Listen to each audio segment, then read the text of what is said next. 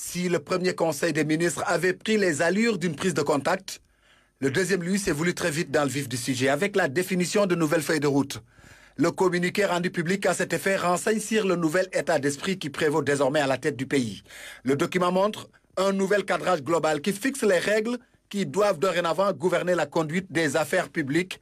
L'objectif est de traduire très vite en actes concrets ce qu'il est convenu d'appeler le projet et qui n'est ni plus ni moins qu'un nouveau contrat social, objectif ultime de changement radical de cap pour lequel aucun sacrifice ne serait de trop pour imprimer sur le pays les ruptures fondamentales attendues.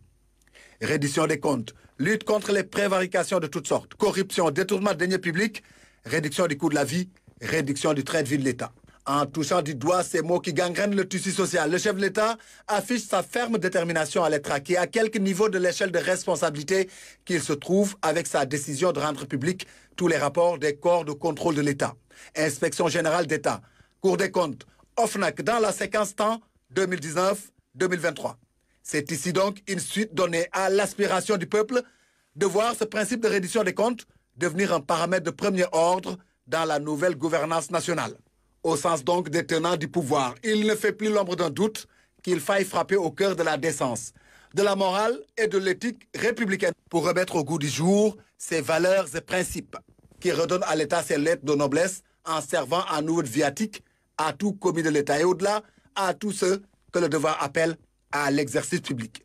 Il s'agit d'asseoir en tout lieu et en tout secteur les conditions d'impulsion de nouvelles dynamiques positives de transformation systémique qui recoupent les aspirations du pays.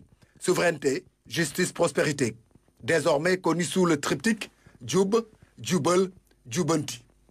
Une vision de rupture qui inscrit la méthode, l'organisation, l'évaluation et la supervision au cœur de l'élaboration des politiques publiques, d'où la création du BIP, le Bureau d'intelligence et de prospective économique et le Bureau de suivi des projets et programmes.